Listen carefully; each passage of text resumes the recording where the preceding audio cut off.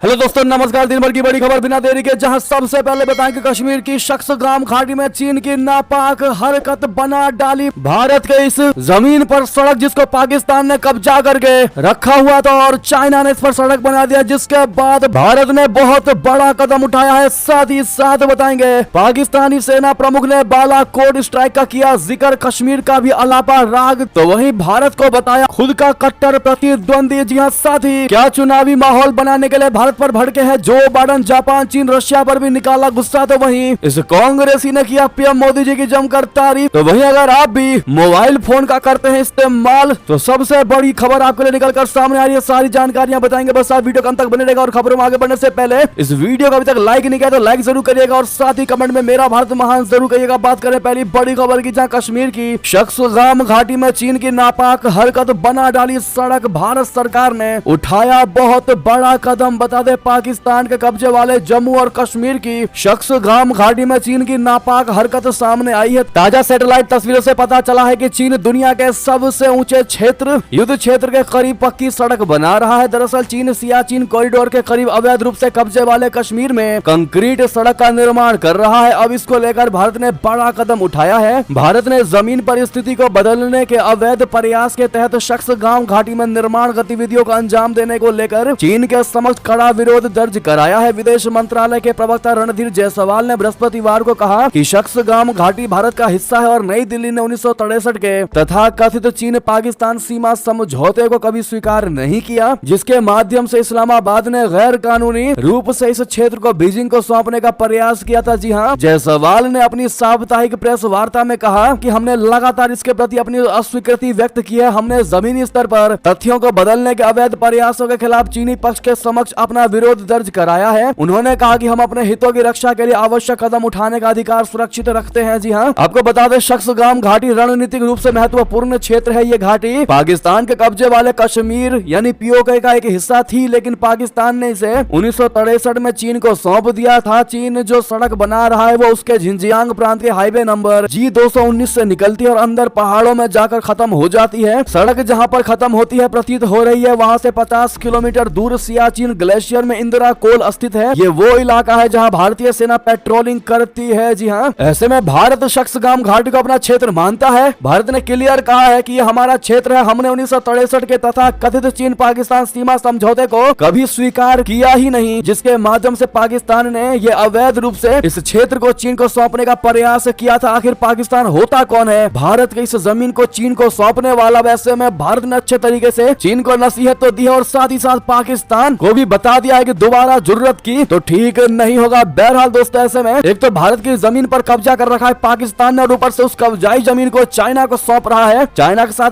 Deal कर रहा है। इस पर आपकी राय तो बनती है दोस्तों, क्या एक्शन लिया जाना चाहिए भारत की तरफ से बताना मत भूलिएगा। तो वहीं बता दें पाकिस्तानी सेना प्रमुख ने बालाकोट स्ट्राइक का किया जिक्र, कश्मीर का अलापा राग, साथ में बोला भारत हमारा कट्टर प्रतिद्वंदी। जी हाँ, पाकिस्तान के सेना प्रमुख जनरल असीम मुनीर ने एक बार फिर भारत के खिलाफ जहर उगला है। उन्होंने कहा है कि भारत हमारा कट्टर प्रतिद्वंदी है। जनरल मुनीर ने फरवरी 2019 के बालाकोट एयर स्ट्राइक का जिक्र करते हुए दावा किया है कि उनके देश की वायुसेना ने भारत के लड़ाकू विमान को मार गिराया था। उन्होंने कश्मीर का राग अलापते हुए कहा कि पाकिस्तान कश्मीर के लिए नैतिक, राजनयिक और राजनीतिक समर्थन प्रदान करना जारी रखेगा। जनरल मुनीर ने कहा है कि हथियारों की होड़ से क्षेत्र के शक्ति संतुलन के बिगड़ने का खतरा पैदा हो गया है। मुनीर ने आर्टिफिशियल इंटेलिजेंस, रोबोटिक्स और क्वांटम कंप्यूटिंग सहित स्पेसिफिक टेक्नोलॉजी का जिक्र करते हुए उन्हें पाकिस्तानी सशस्त्र बलों को अपनाने को कहा। रिसालपुर में पाकिस्तान वायुसेना यानी PAF असगर खान अकेडमी में कैडेटों के पासिंग आउट परेड को मुख्य अतिथि के रूप में संबोधित करते हुए जनरल मुनीर ने कहा कि पाकिस्तानी वायुसेना हमेशा देश की उम्मीदों पर खरा उतरी है। उन्होंने मोहम्मद अली जिन्ना के बयान का जिक्र करते हुए कहा कि मजबूत वायुसेना के बिना कोई देश किसी भी आक्रामक की दया पर निर्भर होता है। जनरल मुनीर ने अद्वितीय बहादुरी और व्यावसायिकता के साथ सभी प्रकार की कठिनाइयों में हवाई क्षेत्र में गश्त करने के लिए पाकिस्तानी वायुसेना की सराहना की। तो वहीं गीदड़ भभकी देने की कोशिश की कि आप मातृभूमि की रक्षा, सम्मान और गरिमा के लिए बलिदान देने से कभी नहीं हिचकिचाएंगे। उन्होंने सेना के ग्रुप को ये बातें कही हैं और जिस प्रकार से असीम मुनीर ने भारत के खिलाफ जहर उगला है और भारत हमारा कट्टर प्रतिद्वंदी है बोला है, क्या आपको लगता है दोस्तों कि पाकिस्तान कहीं से कहीं तक भारत का प्रतिद्वंदी हो सकता है? क्योंकि आज अपना भारत कहां पहुंच चुका है और पाकिस्तान जहां था उससे भी नीचे जा चुका है। ऐसे में अपना राय तो आप लोग जरूर दीजिएगा और क्या जवाब देना चाहेंगे मुनीर को बताइएगा जरूर। साथ ही साथ बता दें इतना ही नहीं, कश्मीर कश्मीरी अलगाववादियों पर एनआईए और ईडी के एक्शन से भड़क चुका है पाकिस्तान। भारत के खिलाफ उगला जहर। जी हां, कश्मीरी अलगाववादियों के खिलाफ भारतीय जांच एजेंसियों की कार्रवाई से पाकिस्तान बिलबिला रहा है। पाकिस्तानी विदेश कार्यालय ने बाकायदा प्रेस कॉन्फ्रेंस कर भारत की निंदा की और कार्रवाई को अवैध बताया। इतना ही नहीं, विदेश कार्यालय के प्रवक्ता ने यहां तक दावा किया है कि कश्मीर में भारत की इन कठोर कार्रवाइयों का कोई असर नहीं होगा और इनका विफल होना तय है। पिछले कुछ वर्षों में जम्मू और कश्मीर में सुरक्षा एजेंसियों और जांच एजेंसियों ने जबरदस्त कार्रवाइयां की हैं। इससे आतंकवाद और भारत विरोधी एजेंडा चलाने वालों की कमर टूट गई है। इनमें से कई लोगों का पाकिस्तान से सीधा संबंध बताया जाता है। यही कारण है कि पाकिस्तान इतना बिलबिला रहा है। जी हां, बता दें, पाकिस्तानी विदेश कार्यालय की प्रवक्ता मुमताज जहरा बलोच ने कहा कि पाकिस्तान जम्मू कश्मीर में कश्मीरियों पर हमला करने और उनकी संपत्तियों को जब्त करने के भारत के निरंतर अभियान की कड़ी निंदा करता है। वास्तविकता यह है कि कठोर बयान और औपनिवेशिक रणनीतियां आजादी के लिए कश्मीरियों के दृढ़ संकल्प को कुचलने में असफल रही है और इन उपायों को भविष्य में इसी तरह के परिणामों का सामना करना पड़ेगा। यानी कि पाकिस्तान देख रहा है कि लगातार एनआईए और ईडी कश्मीर में अपराधियों पर एक्शन ले रही है और ऐसे में ये चीज पाकिस्तान को बच नहीं रही, क्योंकि जिन पर एक्शन हो रहे हैं वो पाकिस्तान के दोस्त ही होंगे, तभी पाकिस्तान को दर्द हो रहा होगा। तो वहीं आपको बता दें, क्या चुनावी माहौल बनाने के लिए भारत पर भड़के जो बाइडेन, जापान, चीन,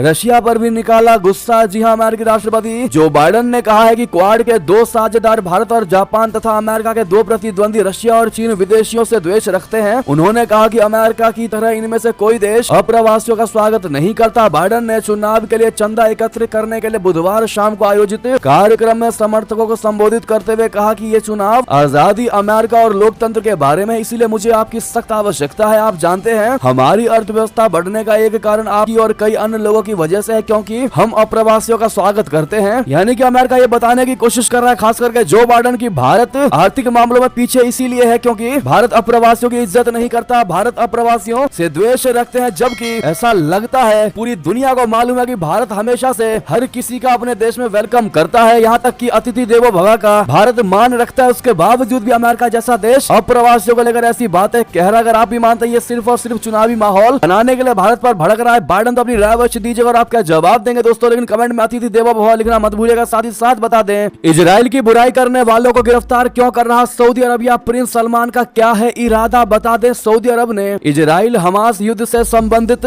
सोशल मीडिया पोस्ट के लिए नागरिकों की गिरफ्तारी तेज कर दी है। ऐसा माना जा रहा है कि ये कार्रवाई सऊदी अरब के इजराइल के साथ राजनयिक संबंधों पर सहमत होने की इच्छा का संकेत है। सऊदी अरब ने कहा है कि अगर इजराइल फलस्तीनी राज्य के लिए प्रतिबद्ध हो तो वो राजनयिक संबंध स्थापित कर सकता है। ऑनलाइन टिप्पणियों के लिए लोगों को हिरासत में लेना सऊदी अरब में आम बात है। यहाँ तक कि कई मामलों में 10 साल के बच्चों को भी गिरफ्तार किया गया है। सऊदी अरब में स्वतंत्र भाषण और राजनीतिक अभिव्यक्ति पर अघोषित प्रतिबंध पहले से ही लागू है। फिर भी रियाद स्थित राजनयिकों और मानवाधिकार समूहों के अनुसार गिरफ्तारियों की हालिया श्रृंखला विशेष रूप से हमास के इजराइल पर 7 अक्टूबर के घातक आक्रमण और उसके परिणामों से जुड़ी सुरक्षा चिंताओं से प्रेरित है। साथ ही बता दें, राहुल गांधी की तारीफ के बाद अब फवाद चौधरी का प्रधानमंत्री मोदी जी पर फिर अटैक, कहा वो घुसकर मारने पर गर्व करते हैं। दरअसल पाकिस्तान के पूर्व सूचना प्रसारण मंत्री फवाद चौधरी के बयान से हिंदुस्तान में घमासान शुरू हो गया है। दरअसल फवाद चौधरी ने राहुल गांधी के समर्थन में सोशल मीडिया पोस्ट शेयर किया, जिसके बाद बीजेपी कांग्रेस पर हमलावर हो गई है। और तो और पीएम मोदी जी ने भी कांग्रेस पर पाकिस्तान से पार्टनरशिप का आरोप लगा दिया। पीएम मोदी ने राहुल गांधी का नाम लिए बगैर इशारों में कहा कि पाकिस्तान के नेता उन्हें प्रधानमंत्री बनते हुए देखना चाहते हैं। अब फवाद चौधरी ने एक नए ट्वीट में अपने पीएम मोदी पर हमला बोल दिया। लोकसभा चुनाव के तीसरे चरण से पहले आखिरकार चुनावी प्रचार में पाकिस्तान की एंट्री हो गई है। आपको बता दें, इस नए ट्वीट जो आप स्क्रीन पर भी देख पा रहे हैं, उसमें फवाद ने लिखा कि एक दोस्त ने मुझे संतुलन बनाने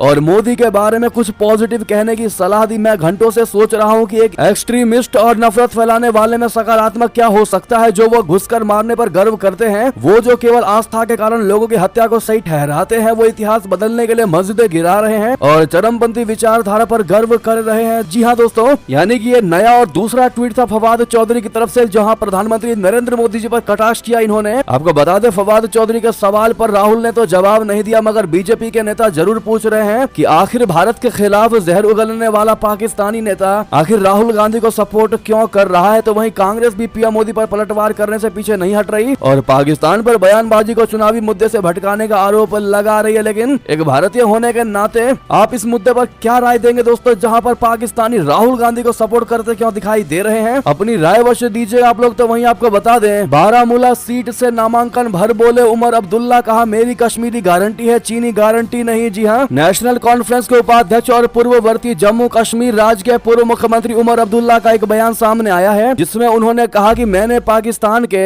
जनरलों के खिलाफ चुनाव लड़ा और जीता है। आज मैं दिल्ली में सरकार के खिलाफ चुनाव लड़ रहा हूं और मैं अवश्य जीतूंगा। बारामुल्ला लोकसभा सीट के लिए नामांकन पत्र दाखिल करने के बाद उन्होंने कहा कि ये मेरी कश्मीरी गारंटी है, चीनी गारंटी नहीं। उमर अब्दुल्ला के साथ नेशनल कॉन्फ्रेंस और कांग्रेस दोनों के कई वरिष्ठ नेता, पार्टी नेता और पदाधिकारी थे। उन्होंने बारामुल्ला लोकसभा सीट के लिए रिटर्निंग ऑफिसर मिंगा शेरपा के समक्ष अपना नामांकन पत्र दाखिल किया था। नामांकन दाखिल करने के समारोह में नेशनल कॉन्फ्रेंस और कांग्रेस दोनों के समर्थकों ने एकजुटता दिखाई दी, जिससे जम्मू कश्मीर में उमर की एक प्रमुख राजनीतिक हस्ती के रूप में प्रतिष्ठा की पुष्टि हुई है। जी हां, साथ ही बता दें, पाकिस्तान और ईरान से जबरन लौटाए जा रहे अफगानी लोग, अब तक 2000 शरणार्थी पहुंचे स्वदेश। जी हां, पाकिस्तान और ईरान से अफगान शरणार्थियों का जबरन निकाले जाने की कार्रवाई के बाद 2000 से अधिक अफगानी स्वदेश लौट आए हैं। शरणार्थी और प्रत्यावर्तन मंत्रालय के हवाले से कहा गया है कि सोमवार को पाकिस्तान की ओर से 260 अफगान नागरिकों को जबरन वापस भेजा जा चुका है। वे सभी काबुल पहुंच गए हैं। इस बीच ईरान से भेजे गए 2368 अफगानी नागरिक भी अफगानिस्तान सीमा में प्रवेश कर गए हैं। साथ ही साथ बता दें, भारत चीन तनाव का फायदा उठाने चला था, नेपाल बुरा फंसा, अब विदेशी निवेश को तरस रहा। जी हां, नेपाल की पुष्प कमल दहल प्रचंड सरकार विदेशी निवेश को पाने के लिए आतुर दिखाई दे रही है। प्रचंड सरकार ने इसी हफ्ते नेपाल निवेश शिखर सम्मेलन 2024 का आयोजन कर विदेशी निवेश को आकर्षित करने की खूब कोशिश की है, लेकिन नेपाल में जारी भू राजनीतिक हालात को देखते हुए विदेशी निवेशक दूरी बनाए हुए हैं। नेपाल इन दिनों भारत और चीन के बीच खींचतान का अड्डा बना हुआ है। चीन नेपाल के पूर्व मुख्यमंत्री केपी शर्मा ओली की सहायता से प्रचंड सरकार पर दबाव बनाए हुए हैं, तो वहीं भारत नहीं चाहता कि किसी भी कीमत पर नेपाल में चीन का प्रभाव बढ़े और इन सब के बीच नेपाल की आर्थिक प्रगति दांव पर लगी हुई है। साथ ही बता दें, रशिया के Mi-35M हेलीकॉप्टर ने यूक्रेनी सेना पर किया बड़ा हमला। पुतिन ने मॉस्को की सड़कों पर रखवाए US-EU के टैंक। जी हां, पिछले 2 साल से अधिक समय से चल रही रूस यूक्रेन जंग थमने का नाम नहीं ले रही है। रशिया के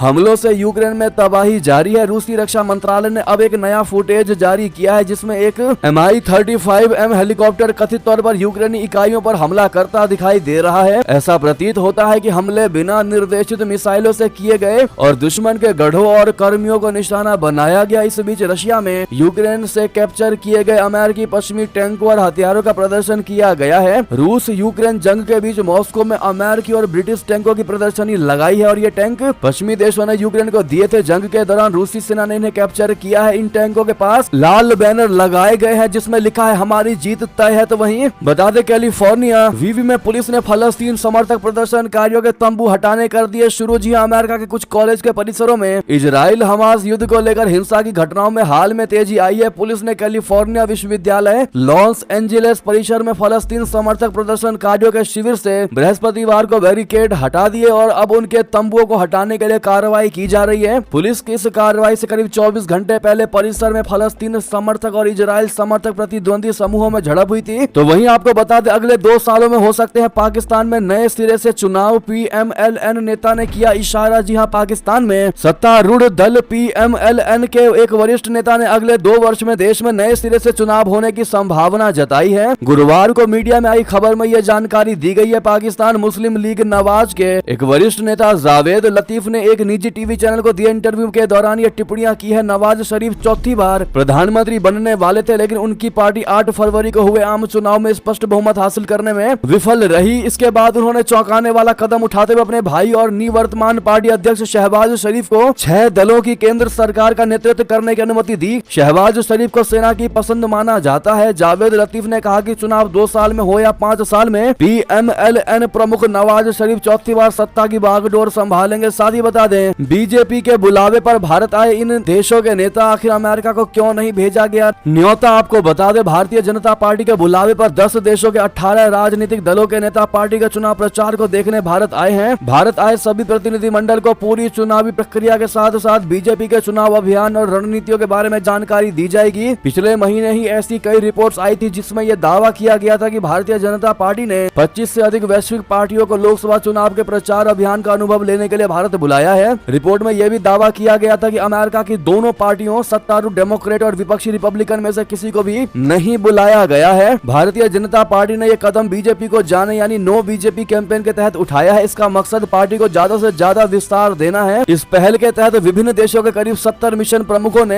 भाजपा के राष्ट्रीय अध्यक्ष जेपी नड्डा से मुलाकात भी की थी। तो वहीं बता दें, इस्लामिक देशों ने भी दिया मोदी को सम्मान। राजनाथ सिंह की अपील, कहा मुसलमानों के खिलाफ नहीं है भाजपा। जी हां, रक्षा मंत्री और भारतीय जनता पार्टी यानी भाजपा के पूर्व अध्यक्ष राजनाथ सिंह जी ने विपक्ष के भाजपा पर हिंदू मुस्लिम के बीच विभाजन पैदा करने के आरोप को खारिज करते हुए बृहस्पतिवार को कहा कि कई इस्लामी देशों ने प्रधानमंत्री नरेंद्र मोदी को सम्मानित किया है। बिहार के सुपौल और सारण लोकसभा क्षेत्रों में चुनावी रैलियों को संबोधित करते हुए पूर्व भाजपा अध्यक्ष ने अल्पसंख्यक समुदाय को कांग्रेस और उसके सहयोगी आरजेडी से सावधान रहने का आग्रह करने के साथ विपक्षी दलों पर उन्हें धोखा देकर वोट मांगने का आरोप लगाया। राजनाथ सिंह जी ने कहा कि जहां तक भाजपा और राजग का प्रश्न है तो हम लोग जात पात पंथ और मजहब के आधार पर राजनीति नहीं करते हैं, हम इंसाफ और इंसानियत के आधार पर राजनीति करते हैं। उन्होंने कहा कि संविधान के अनुसार धार्मिक आधार पर मुसलमानों के लिए आरक्षण संभव नहीं है। उन्होंने कहा कि पिछड़े वर्गों के लिए आरक्षण की सुविधा है तथा मुस्लिम समाज में जो बहुत पिछड़े और गरीब हैं वे इसमें शामिल हैं। आप कहते हैं कि हम धर्म के आधार पर आरक्षण देंगे, क्यों उनकी आंखों में धूल झोंक रहे हो? भारत का संविधान इस बात की इजाजत देता ही नहीं है कि धर्म के आधार पर आरक्षण दिया जाए। मैं मुसलमान भाइयों से कहना चाहता हूं कि आप लोग इनके बहकावे में ना आए। कांग्रेस सहित विपक्षी दलों पर निशाना साधते हुए राजनाथ सिंह जी ने कहा, ये हम पर हिंदू मुसलमान करने का आरोप लगाते हैं, जबकि अरब जगत के 5 देशों ने अपने सबसे बड़े सम्मान से प्रधानमंत्री नरेंद्र मोदी जी को नवाजा है। और भी बहुत कुछ कटाक्ष करते हुए राजनाथ सिंह ने कांग्रेस पर बात कही है। तो वहीं बता दें, निष्कासित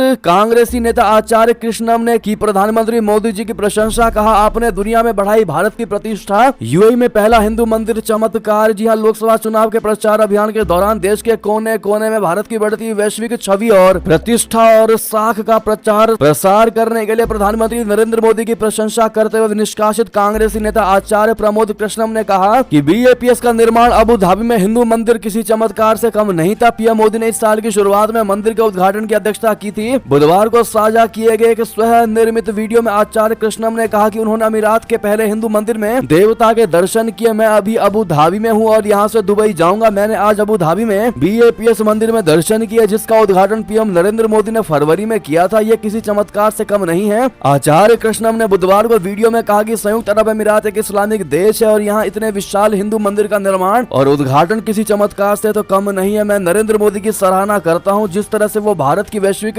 प्रतिष्ठा और स्थिति के बारे में देश ही नहीं बल्कि दुनिया भर में दूर दूर तक प्रचार कर रहे हैं। आज पूरी दुनिया भारत की ओर देख रही है। आजादी के बाद से हमारे देश में कई प्रधानमंत्री हुए हैं और उनमें से हर किसी की अपनी कार्यशैली थी। जी हाँ, ऐसे में पीएम मोदी जी की जमकर प्रशंसा, जमकर तारीफ की है कांग्रेस से निष्कासित नेता आचार्य कृष्णम ने। ऐसे में आपकी इस पर क्या राय होगी दोस्तों, और क्या आप भी प्रधानमंत्री नरेंद्र मोदी जी का वैश्विक स्तर पर भारत को मजबूती दिलाने का लोहा मानते हैं? हाँ या ना में जवाब जरूर दीजिएगा। और साथ ही साथ आपके हिसाब से कौन होगा अगला बड़ा लोकसभा चुनाव का दावेदार और कौन होगा अगला प्रधानमंत्री, कमेंट में लिखकर जरूर बताएगा। तो वहीं बता दें, बृजभूषण की जगह बेटे को मिला टिकट। कैसरगंज सीट पर बीजेपी ने कैसे तय किया उम्मीदवार, बता दें लोकसभा चुनाव के मद्देनजर बीजेपी ने गुरुवार को कैसरगंज सीट से प्रत्याशी के नाम की घोषणा कर दी। इसी के साथ उत्तर प्रदेश की चर्चा में रहने वाली तीसरी सीट का सस्पेंस भी दूर हो गया। बीजेपी ने गुरुवार को प्रत्याशियों की अपनी 17वीं लिस्ट जारी कर दी। इस कैसरगंज सीट से मौजूदा सांसद ब्रजभूषण शरण सिंह का टिकट काटा गया, लेकिन पार्टी ने उन्हीं के बेटे करण भूषण सिंह को उम्मीदवार भी बना दिया। यानी कि टिकट कटा जरूर लेकिन रहा घर में ही, घर से बाहर नहीं गया। तो वहीं बता दें, अमित शाह जी का प्रहार कांग्रेस पर। कहा, दूरबीन से भी नजर में नहीं आ रही कांग्रेस। पीएम मोदी 400 की दौड़ में बहुत आगे निकले। जी हां, केंद्रीय गृह मंत्री अमित शाह जी ने बृहस्पतिवार को कांग्रेस पर निशाना साधते हुए कहा कि इस पार्टी के शहजादे राहुल गांधी ने चुनाव अभियान की शुरुआत भारत जोड़ो यात्रा से की थी, मगर इसका समापन अगली 4 जून को कांग्रेस ढूंढो यात्रा से होगा। अमित शाह ने बरेली से भाजपा उम्मीदवार छत्रपाल गंगवार के समर्थन में आयोजित एक जनसभा को संबोधित करते हुए कहा कि हमारे सामने ये घमंडिया गठबंधन इंडी चुनाव लड़ रहा है। इनके शहजादे राहुल बाबा ने चुनाव की शुरुआत भारत जोड़ो यात्रा से की थी, मगर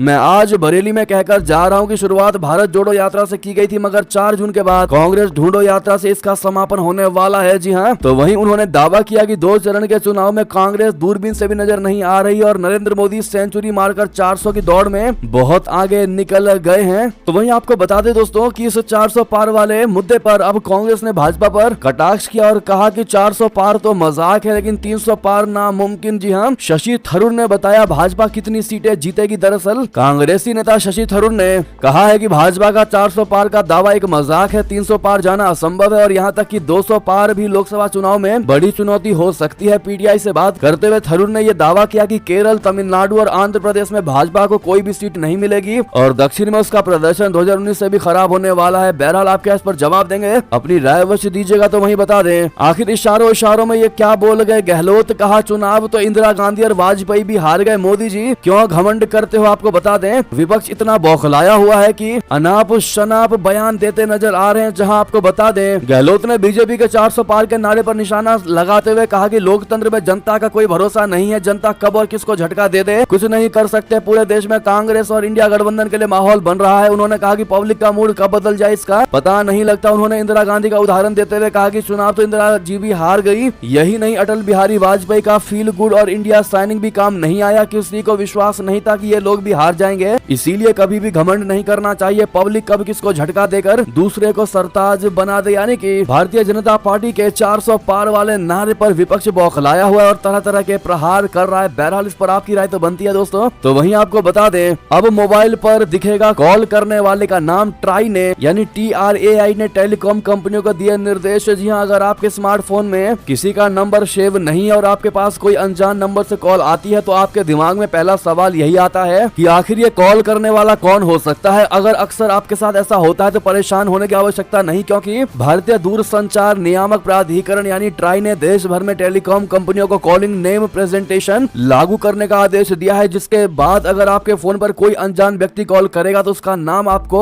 अपने फोन की स्क्रीन पर दिखाई देगा। यानी कि आपको third party application true collar को भी अब इंस्टॉल करने की आवश्यकता नहीं होगी, क्योंकि बहुत बार ये देखने को मिला है कि ट्रू कॉलर यूजर्स के इंफॉर्मेशन को चुराता है। ऐसा काफी बार सुनने में आया है, लेकिन अब ऐसे में सरकार के इस फैसले के बाद और ट्राई के नियमों के बाद हर चीज सुरक्षित भी हो जाएगी और जानकारी भी आपको पूरी मिलेगी। फिर आप अननोन कॉल से भी इच्छानुसार बात कर पाएंगे, मर्जी होगी तो कॉल उठाएंगे वरना नहीं उठाएंगे, नाम पता लग जाएगा आपको। बहरहाल ये बहुत बड़ा अपडेट करने जा रही है सरकार टेलीकॉम सेक्टर में। इस पर आपकी जो भी राय हो कमेंट में लिखकर अवश्य बताइएगा। तो वही बता दें ये थे अभी की सारी बड़ी खबरें। आपको खबर कैसी लगी बस इस वीडियो को शेयर जरूर कर दीजिएगा व्हाट्सएप, फेसबुक, ट्विटर पर, और वीडियो को लाइक करके चैनल को सब्सक्राइब करके बेल आइकन दबा के कमेंट में जय हिंद कहना मत भूलिएगा। मिलता है अगली बड़ी खबरों में। बहुत बहुत धन्यवाद।